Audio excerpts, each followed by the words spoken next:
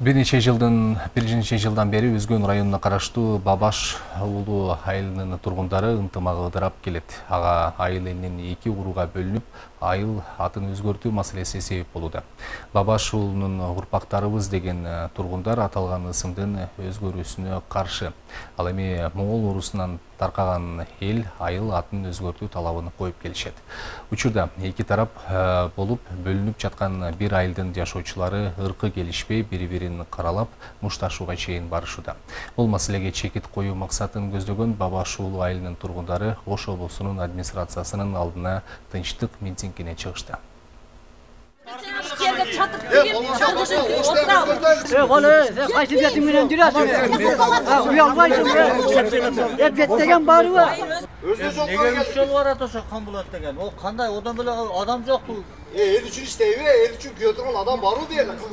Колдоруна мыйзамдуулукту талап кылган жазуулар бар. Бул жарандар Ош облустук администрациясынын алдына президенттин облусундагы өкүлүн кабыл алуусун талап кылып чыккандар. Алар Өзгөн районуна караштуу Бабаш уулу айылынын наамын өзгөртүлүүсүнө каршы экендигин билдиришүүдө. Бул маселе бир нече жылдан бери көтөрүлүп келет. Анын кесепетинен бир айылдын жашоочуларынын ыркы кеткен. Учурда эки ууруга бөлүнүп, пикир келишпестиктер жаралып жатат. Ал тургай бири-бирин токмоктогонго чейин барышкан. Биз тынчтык митинги менен келдик.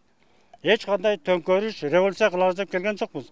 Биз жакшы ой менен болгону гана атабыздын аты сакталып калса, эми мыйзам негизинде болсо, буга эми азыр эсептегенде 400-500 жыл мурда коюлган ат экен.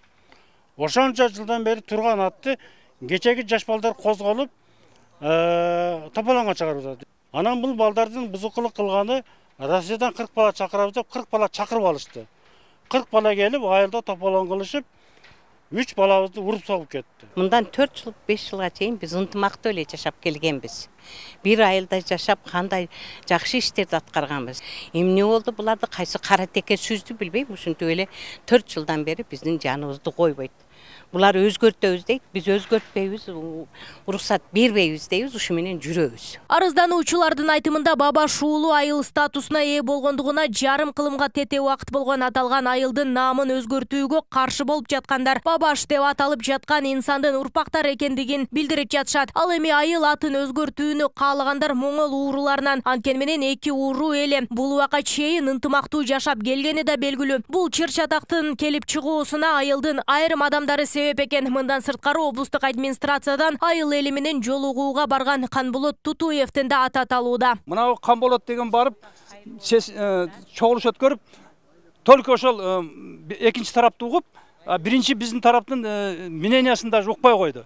Укпай, ошол жерде айылдын атын өзгөрсө болот экен деп коюп кетип калды. Ошондон кийин мына тополоң болуп, балдар, алардын балдары оолуп кетип, биздин балдарды уруп, Üçөө больницага жатып, бирөөсү операция болду. Айдын атын өзгөртүп кой келди. Мыйзамдуу статусу бар, атын өзгөртүп атат. Не кылайлы биз эми, не кылайлы? Илайлы. Илап берсеңиз, илап беребиз жерде турган. Тынчтык акциясына чыккандардын талабы менен Ош облусунун губернатору Зиядин Жамалдинов арыздануучуларды кабыл алып, алардын талаптарын укту. Чогулган жарандар бул убакка чейин облустук администрациядан барган Канболот Тутуевди жумуштан алып берүү талаптарын коюшту. Жада калса Тутуевдин пикирин угууга жол бербей коюшту. Буга ишенбейбиз.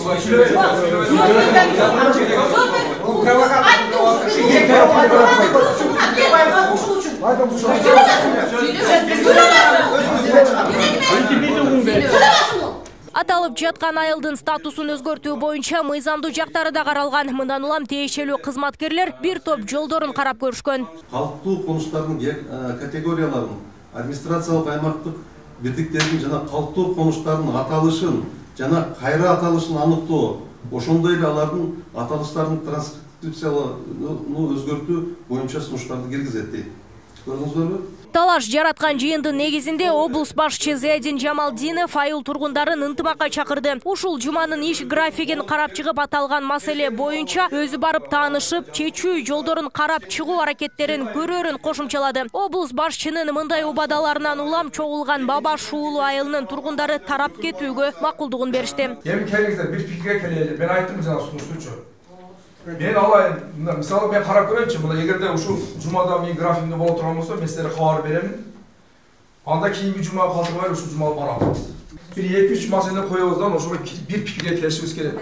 Айтып коеюн, уят мындай кылганычы бизге.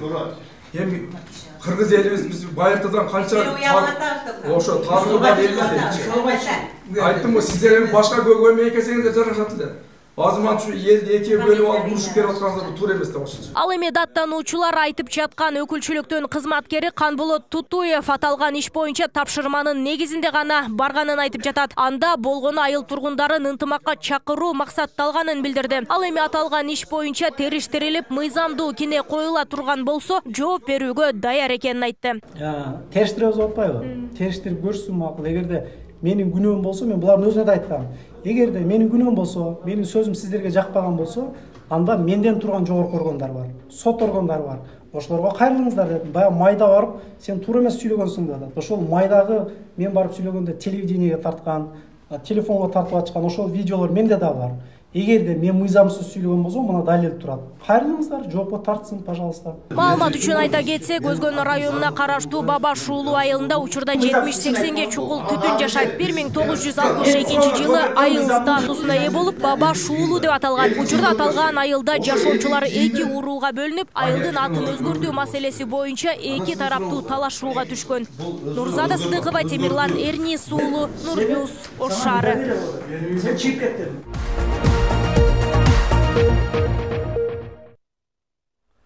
Алмамбет Шыкмаматов берген арызына лайык инвестициялар министри кызматынан бошотулду.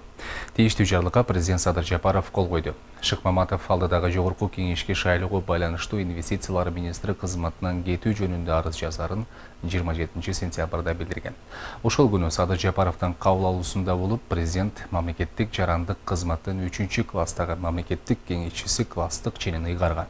Жогорку кеңештин мурдагы депутаты Алмамбет Шыкмаматов инвестициялар министри болуп февраль айында дайындалган. Кыргызстанда парламенттик шайлоо 28 ноябрда өтөт.